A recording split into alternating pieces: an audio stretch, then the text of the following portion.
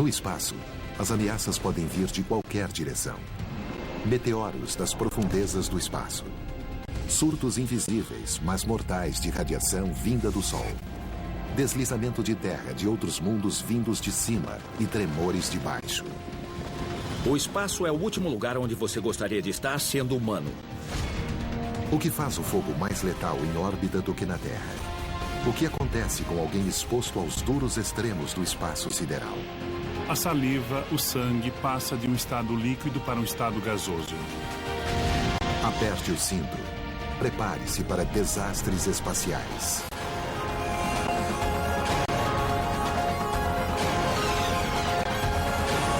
O Universo. Desastres espaciais. Local: Terra. Ano: 2030. O ano é 2030. Uma equipe de astronautas só aperta o botão subir em um elevador espacial. O elevador vai levá-los até a nave, que os encontrará em órbita. Eles estão felizes por não ter o risco de uma explosão controlada de um lançamento de foguete. Nós agora podemos criar nanotubos de fibras de carbono mais fortes do que o aço. E acredite ou não, eles são fortes o suficiente para manter um elevador espacial flutuando no céu, de forma que se pode literalmente subir até os céus. O cabo de 76 mil quilômetros fica preso à doca de acoplamento, a qual gira na mesma taxa que a Terra. Assim como um satélite em órbita, ela fica sob um ponto fixo no chão. Um elevador espacial seria o sonho de qualquer astronauta. Mas o sonho deste elevador pode também se tornar um pesadelo.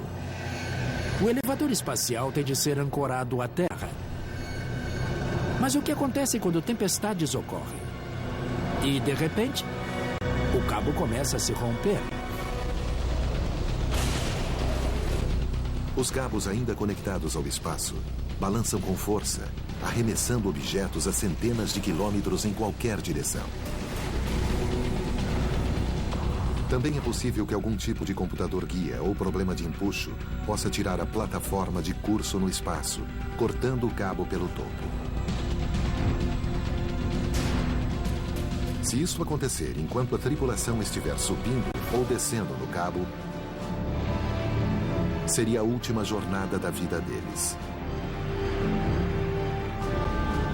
E os 76 mil quilômetros de cabo descendo até a Terra são suficientes para dar a volta quase 3 vezes no planeta pelo Equador, causando destruição em uma extensa área.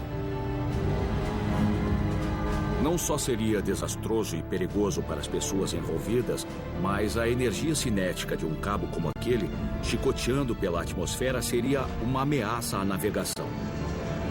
Então, ainda haverá um perigo iminente nele, como qualquer sistema humano tem. Este é um dos vários possíveis desastres futuros aguardando os exploradores espaciais.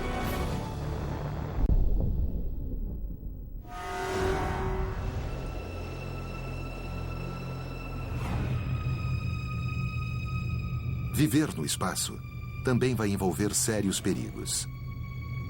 Colônias na Lua ou em Marte vão encarar ameaças de todas as direções,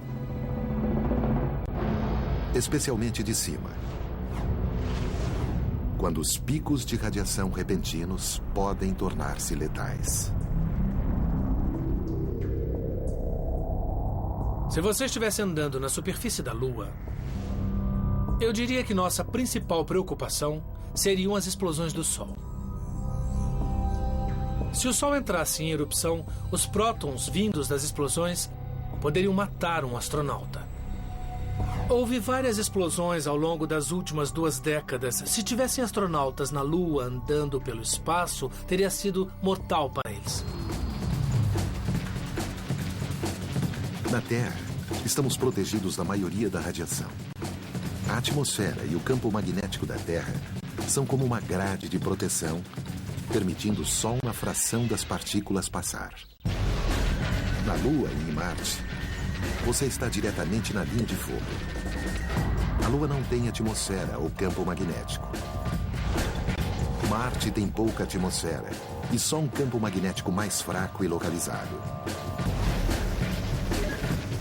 A NASA leva a sério a ameaça de explosão solar porque ela já quase matou astronautas da nave Apollo. As equipes das Apollo que pousaram na Lua têm sorte. Em 1972, em agosto, houve uma grande explosão solar. Foi a chamada Grande Tempestade Solar que ocorreu entre a missão da Apollo 16 em abril e a missão da Apollo 17 em dezembro daquele ano. Se houvesse tripulação na superfície da Lua, eles teriam morrido. Os efeitos seriam parecidos aos de certas pessoas que morreram em Hiroshima e Nagasaki. Os que não morreram na explosão inicial, mas foram devastados pela enorme dose de radiação em alguns segundos. Um astronauta pego numa situação assim terá pouco tempo para reagir. Uma enxurrada de partículas letais penetra no corpo, matando todas as células do astronauta em bem pouco tempo.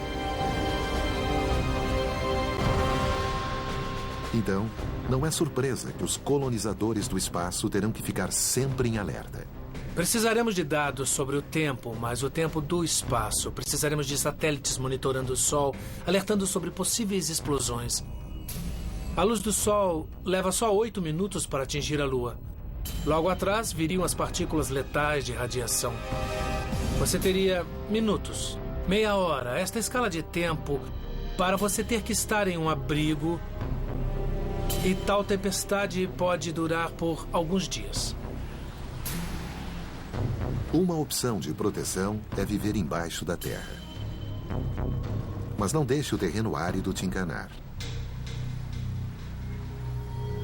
A Lua e Marte ainda são corpos ativos, onde desastres naturais como os vistos na Terra podem acontecer.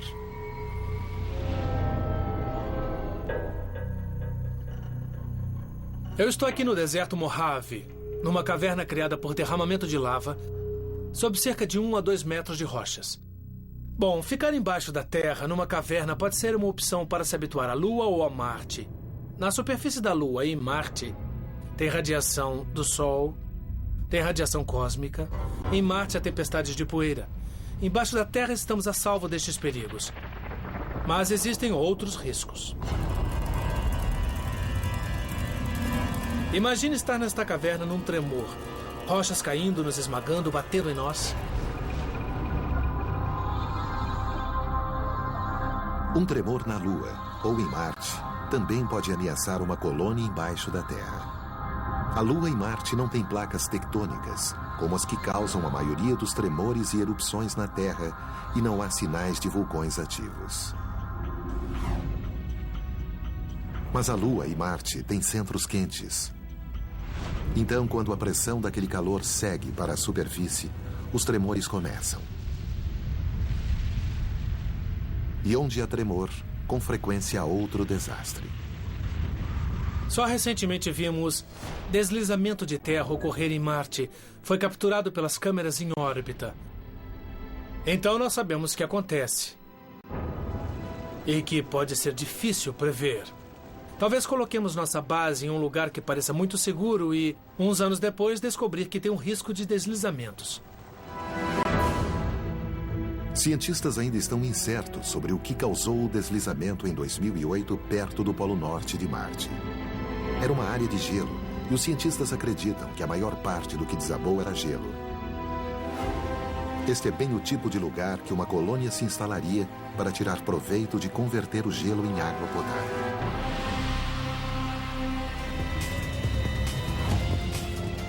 Mesmo um tremor distante poderia causar um desabamento perto de uma colônia. Mas e se existir uma ruptura escondida bem embaixo dos prédios?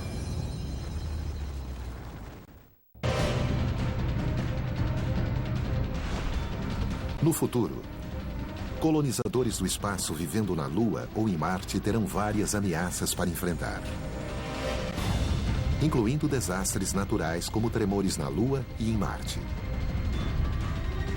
Eles não são ativos do mesmo jeito que na Terra. Estão ativos de maneira diferente, talvez de maneiras inesperadas que poderiam causar problemas para nós.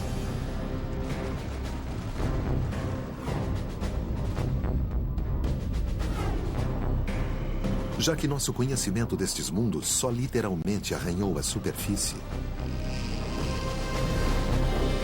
é possível que no futuro nós montemos uma base bem sob uma falha sem saber o que tem embaixo.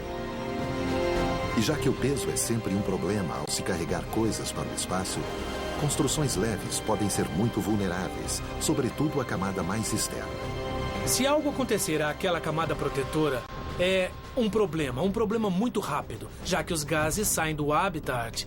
É preciso um método muito rápido e eficiente para entrar numa roupa espacial e sobreviver a tal descompressão. A morte não seria imediata se o oxigênio e a pressão atmosférica dentro da colônia de repente fossem perdidas. Marte tem uma atmosfera fina, mas não dá para respirar, já que a maior parte é dióxido de carbono. Na Lua só tem o vácuo do espaço. Mas ainda haveria uma chance, pelo que aprendemos de acidentes industriais em câmaras de vácuo na Terra. Dá para sobreviver à exposição por cerca de 1 minuto. Mas se você ficar no vácuo por mais tempo, não há oxigênio suficiente. Então, o nitrogênio que está saturado no sangue e tecidos volta ao estado gasoso e causa bolhas. Esta é a doença da descompressão. E também, se você prender a respiração, você pode ficar com um pulmão superinflado. E ele se rompe, levando o ar para a corrente sanguínea. Isso é chamado de embolismo. Então, há múltiplos fatores que podem resultar em morte pela exposição ao vácuo do espaço.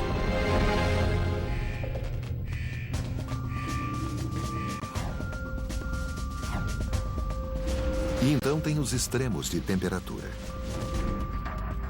As temperaturas na Lua variam de uma máxima de cerca de 115 graus Celsius até cerca de menos 180 graus.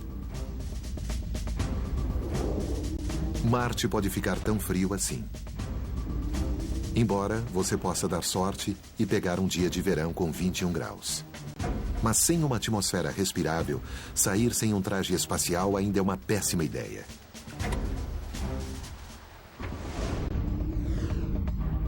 Outra coisa que colonizadores na superfície terão que ficar de olho são meteoros. As crateras na Lua são uma prova. É um alvo fácil.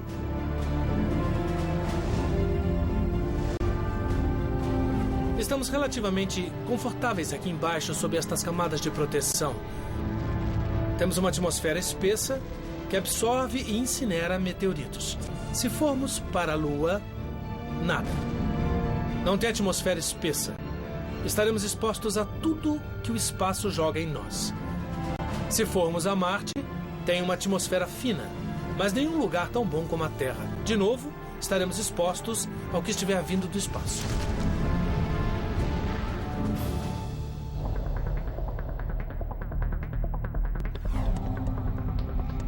Meteoros menores de poucos centímetros ou frações de centímetros de largura, chamados de micrometeoritos, vão bater com mais frequência e sem aviso.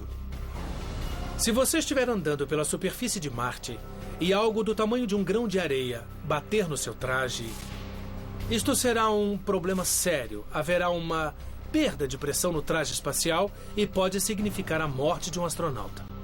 Quando há várias pessoas fazendo trabalhos em outros mundos, talvez isto aconteça. É como ser atingido por um raio, um evento raro e provavelmente fatal. Micrometeoritos também podem fazer um buraco na parede de um prédio da colônia. Como as estações espaciais, é possível que as colônias sejam construídas numa série de seções ou módulos.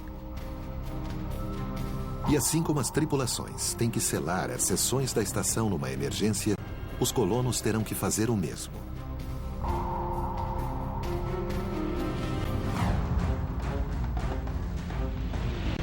Grandes meteoros, com sorte, serão rastreados. Então, os colonos saberão que eles estão vindo. Mas evacuar pode não ajudar em nada. Uma colisão próxima causaria uma onda de choque letal por quilômetros. O impacto de um meteoro de 3 metros atinge o equivalente a uma explosão de 6 a 8 mil toneladas de TNT. Os restos da explosão voando poderiam danificar as colônias sem poder reparar. E qualquer coisa próxima a uma colisão direta sobrará pouca evidência de que os colonos um dia estiveram lá.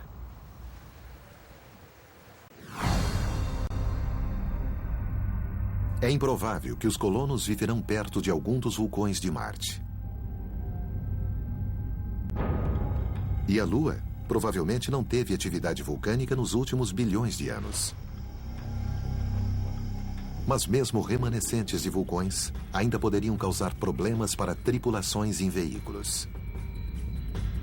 Ambos, a Lua e Marte, têm evidências de atividade vulcânica.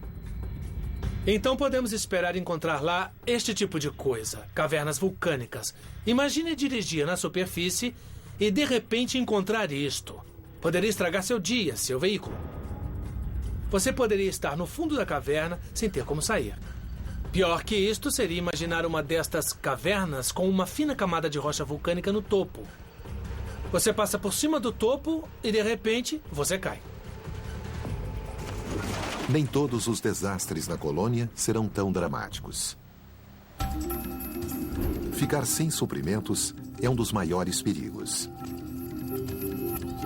Já que a Lua é bem mais perto, suprimentos de emergência chegariam em questão de dias.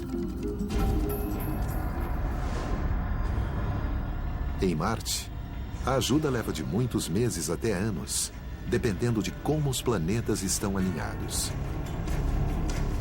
Em Marte, se algo sair errado e você perder uns estoques, a reposição pode estar a 2, 3 anos de distância. Você acha que tem suficiente, mas perde metade em um acidente. Você já era, é um problema. Acho que significa que terá que ter mais do que o necessário. Precisará do suficiente para 5, 6 anos.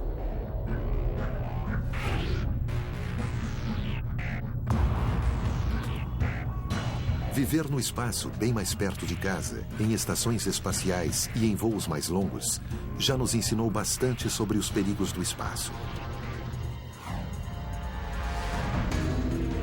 E o fogo é o maior inimigo da tripulação espacial. A razão pela qual o fogo é uma ameaça é que as naves normalmente têm níveis maiores de oxigênio do que a atmosfera. Certamente maiores concentrações sob pressão.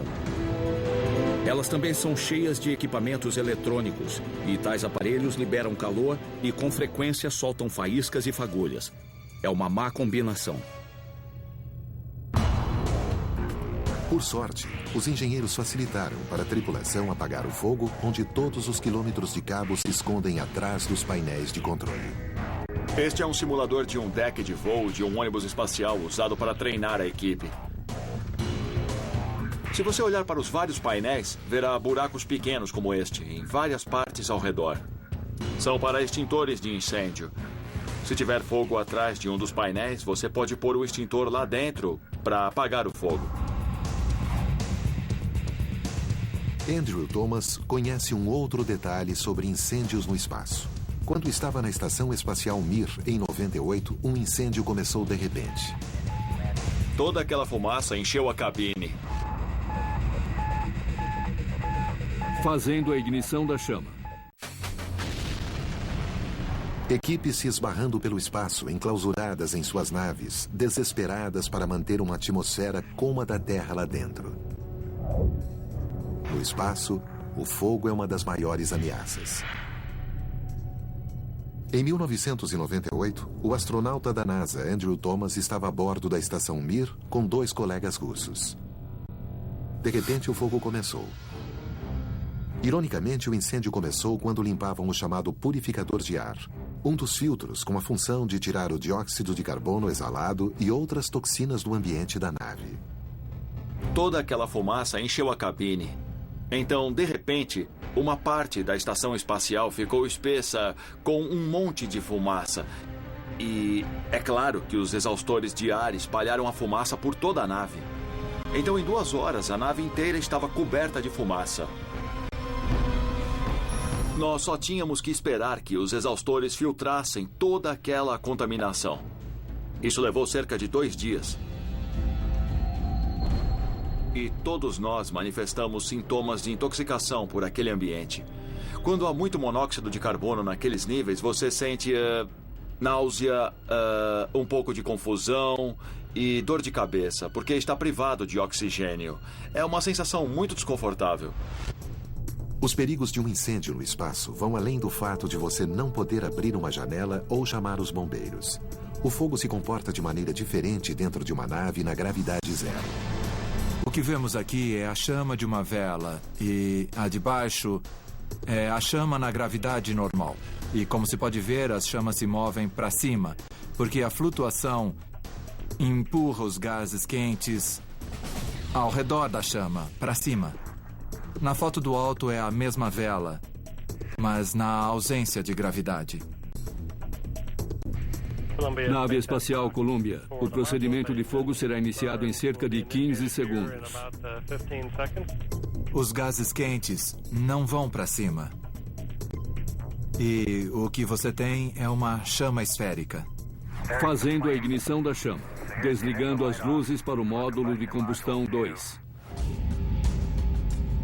Então, colocar um detector de fumaça no teto, como fazemos na Terra, não funciona no espaço.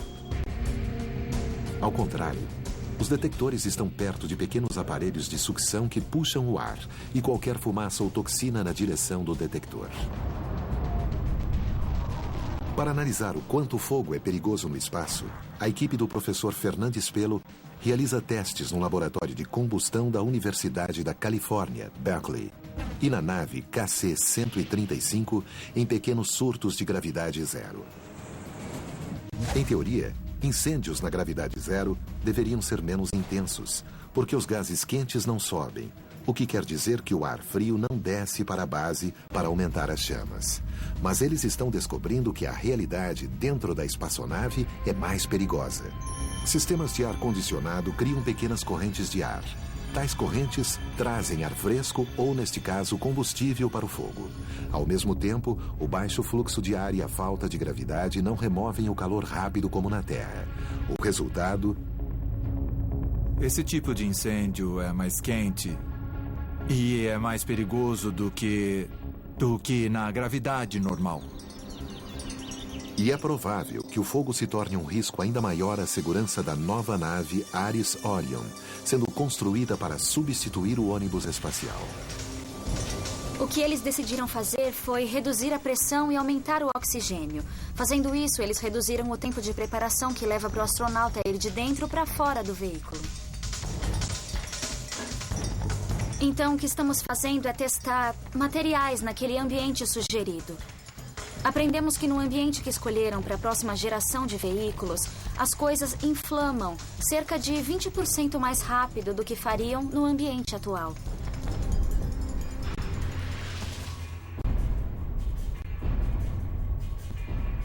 A combinação de um alto conteúdo de oxigênio e baixo fluxo de ar significa que quase tudo pode pegar fogo, até metal. No pior cenário futuro possível, a tripulação de uma estação espacial não conseguirá apagar um incêndio. Ele cresce rápido demais para conseguirem se isolar em um módulo separado.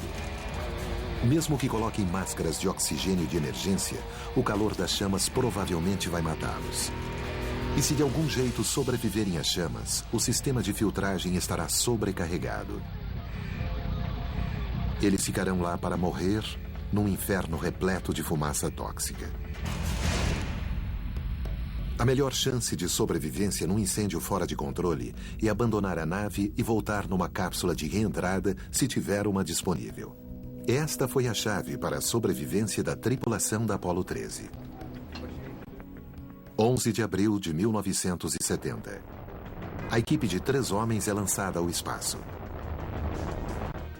2 dias depois, no caminho para a Lua, um tanque de oxigênio explode de repente.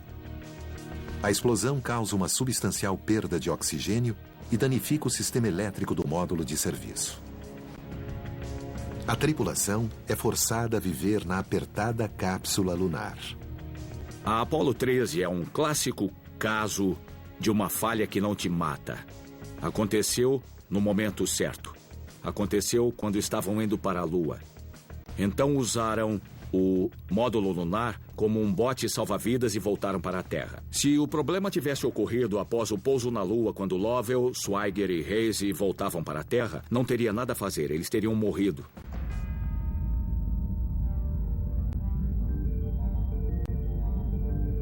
A ameaça do fogo é especialmente grande dentro de trajes espaciais. Nas caminhadas no espaço conhecidas como AEVs ou atividades extraveiculares, os trajes têm que ser mantidos em baixas pressões. Trabalhar a uma fração da atmosfera da Terra é a chave para a flexibilidade. Se você tivesse um traje espacial que estivesse a 1 atmosfera, seria basicamente como estar em um balão. Você não se moveria. Com a pressão baixa, assim como um alpinista na fina atmosfera do Monte Everest, astronautas precisam respirar 100% de oxigênio bastante inflamável.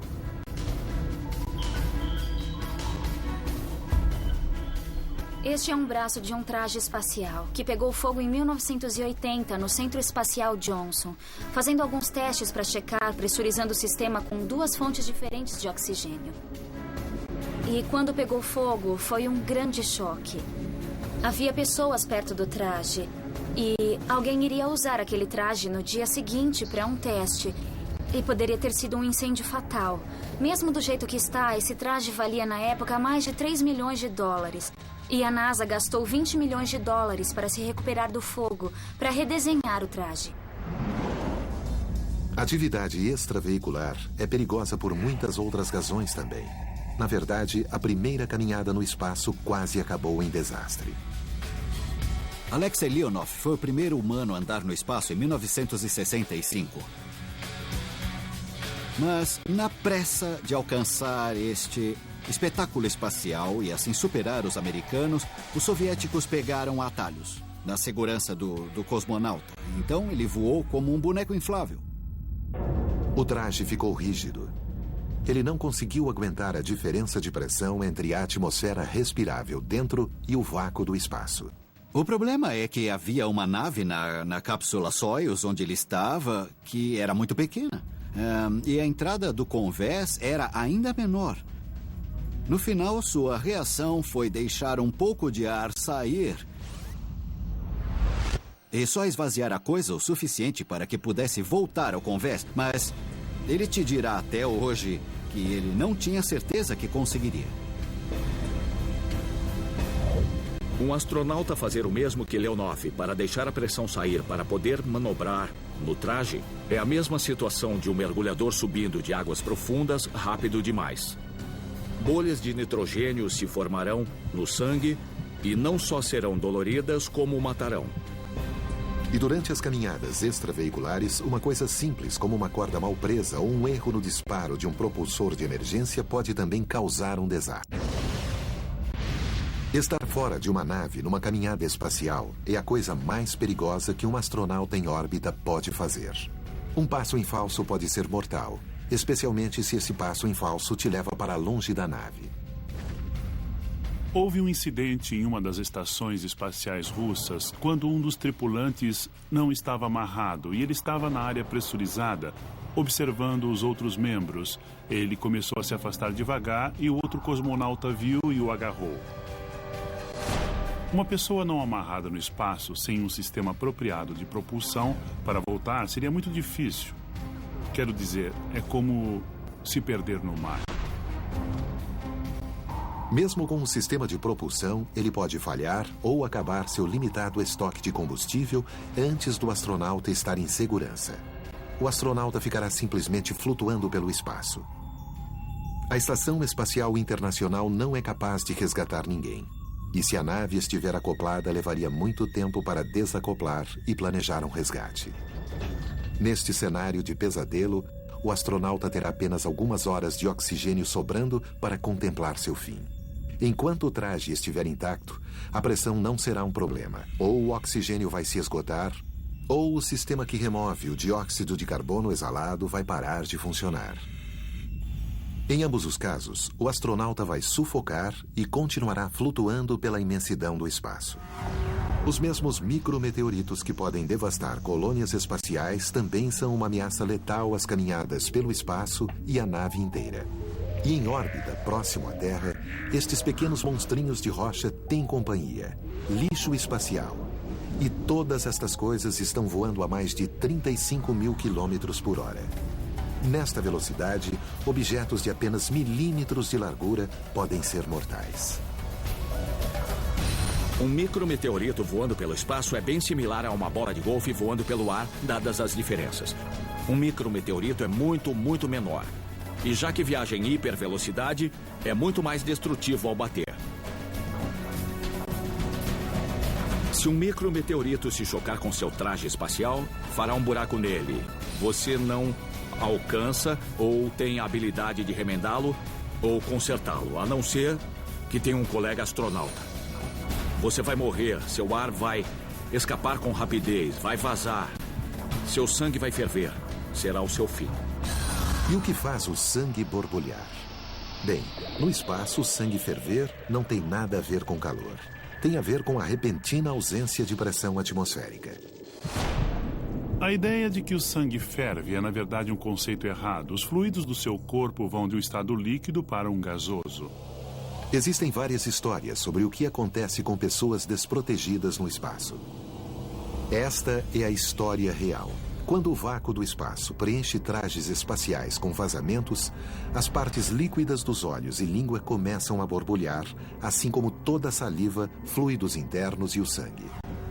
Quando o sangue vira gás, o oxigênio não vai mais para o cérebro, nem para lugar nenhum. O cérebro apaga em cerca de 15 segundos, deixando a pessoa inconsciente. Logo depois, o resto das células do corpo morrem. Extremos de temperatura também poderiam ter um papel, já que as áreas iluminadas do espaço chegam a 120 graus Celsius e nas áreas com sombra rapidamente caem para 180 graus abaixo de zero. E quando um buraco é muito grande para um traje espacial? Você está pedindo para uma quantidade bem pequena de matéria para parar uma partícula vinda a 7 km por segundo. Aqui está o buraco de entrada do teste. E tem muitas camadas terminando no que é chamado de retentor. Esta é uma camada de retenção de impacto. É um buraco de cerca de 2 ou 3 milímetros. 4 milímetros para um traje de AIV nas partes moles deste material seria catastrófico. Por sorte, ninguém no espaço jamais teve este destino. Impacto também pode causar problemas de maneiras mais sorrateiras. Então, a NASA vai a grandes distâncias para simular diferentes tipos de danos por micrometeoritos aqui na Terra. Pesquisadores no prédio da hipervelocidade no Centro de Testes de White Sands, no Novo México, criaram impactos usando armas de hidrogênio comprimido. Estas armas, com certeza, geram calor, atirando objetos até 30 mil quilômetros por hora em pedaços de naves e estações espaciais para avaliar o dano. Nessa velocidade, você consegue ir de Los Angeles a Nova York em cerca de 8 minutos. O teste que nós vamos realizar hoje é em um cabo de uma estação espacial internacional, que astronautas usam fora da estação para circular ao redor dela com segurança. Vários astronautas cortaram seriamente suas luvas, o que é uma grande preocupação para a NASA, porque quando projetaram a estação espacial, eles foram muito cuidadosos em eliminar todas as quinas afiadas, porque não querem uma coisa esbarrando no traje do astronauta, fazendo um rasgo e terminando a missão. Os técnicos montaram o cabo na câmara-alvo, colocaram o pequeno projétil de menos de 1 milímetro em um suporte que vai desintegrar depois de disparado e então adicionam pólvora ao cano. Nós pegamos pólvora e empurramos um pistão que comprime gás hidrogênio até cerca de 6.900 atmosferas. É esse gás altamente comprimido que acelera os projéteis de 0 a 30 mil quilômetros por hora. Nós usamos 3 tipos de câmeras. Uma tira uma foto comum, a outra faz um filme. E o terceiro tipo é uma câmera digital que tira 16 fotos a 200 milhões de quadros por segundo. Os técnicos se posicionam atrás de uma proteção e preparam para atirar. A câmara é privada de oxigênio e outros gases para simular o vácuo do espaço sideral.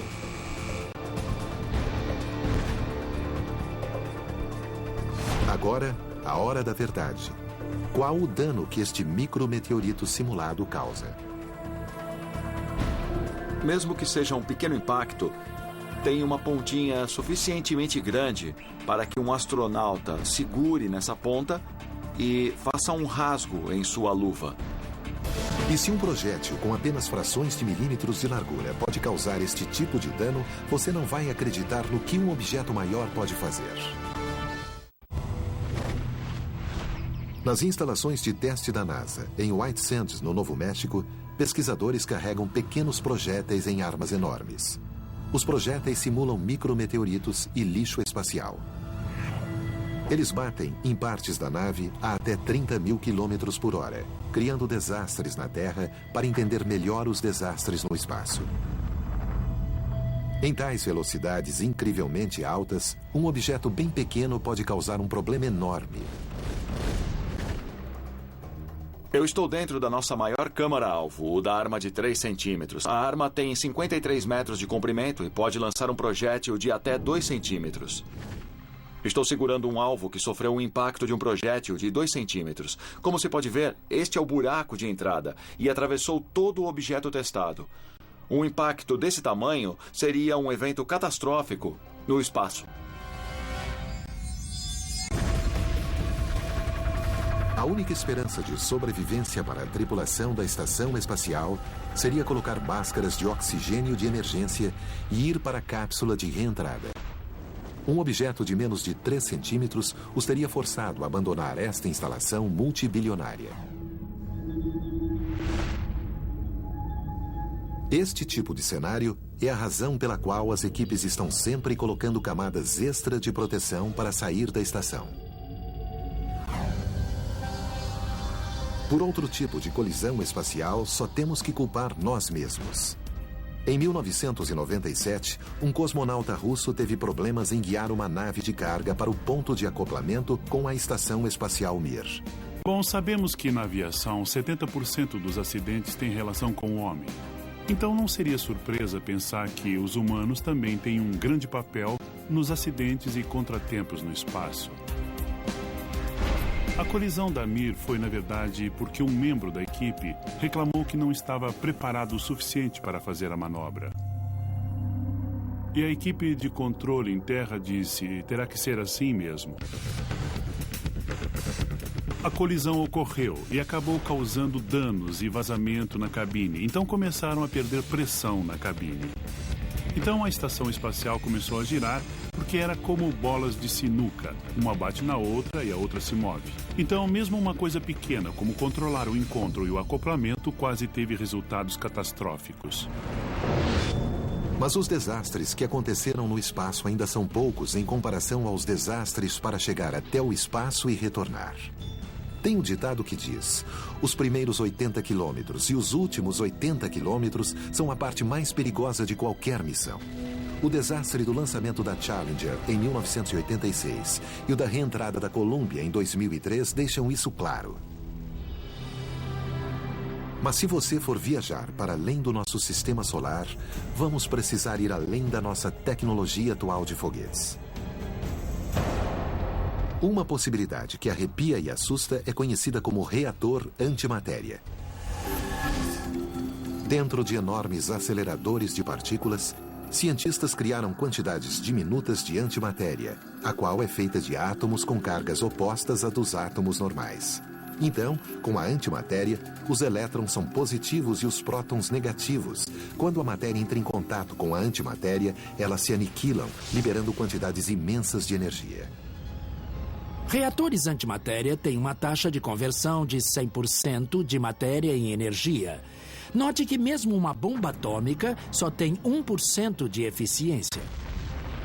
Só 1% da massa de uma bomba atômica é convertido em energia em um reator antimatéria. Estamos falando de quase 100% de conversão de massa em energia. Ficará para o próximo século escolher o sistema de propulsão. Mas tem um problema. Uma colher de chá de antimatéria pode ser capaz de nos propulsionar pelo sistema solar. Mas esta mesma quantidade também tem o poder de destruir uma cidade inteira. E uma vez que a espaçonave está no espaço profundo, simples acidentes podem desequilibrar a balança entre a vida e a morte. Se nos aventurarmos até Marte e além, com as viagens levando anos, as chances de acabar abandonado no espaço ficarão cada vez maiores. Por exemplo, se um micrometeorito bater num tanque de oxigênio num voo para Marte, e se seu ar estiver se esgotando, não há nada para fazer. Você pode morrer, mesmo que isso leve um tempo.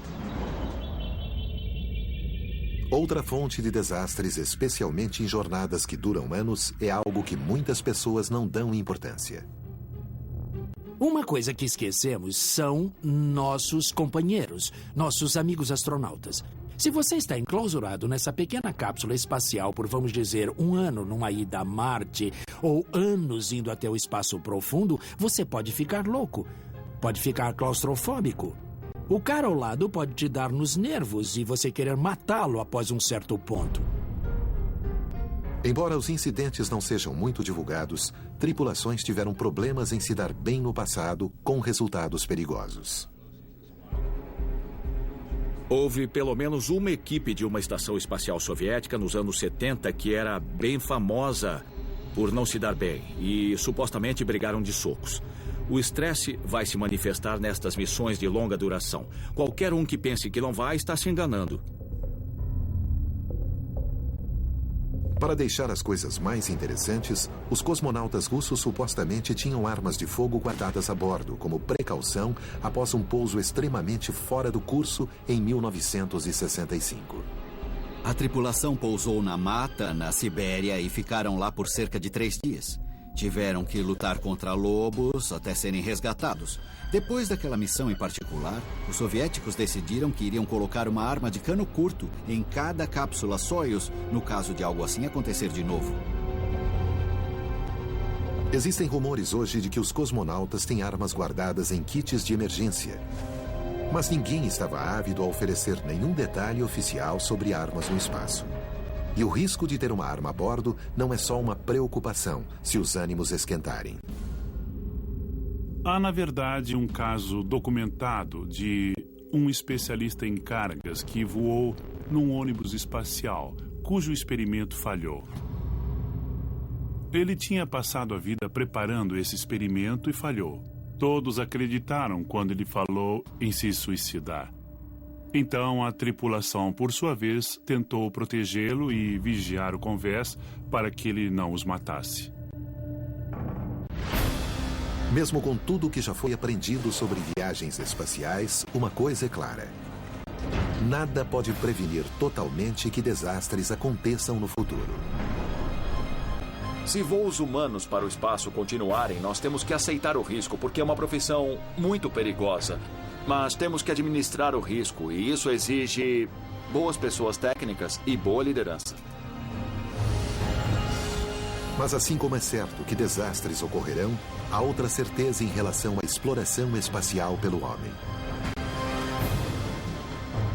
Eu acho que temos um gene. Um gene para exploração. Um gene para descobertas. Não só é bom para a nossa evolução, porque achamos novos lugares para reproduzir e colonizar. Mas eu acho que é algo dentro do espírito do ser humano de querer saber o que tem lá fora.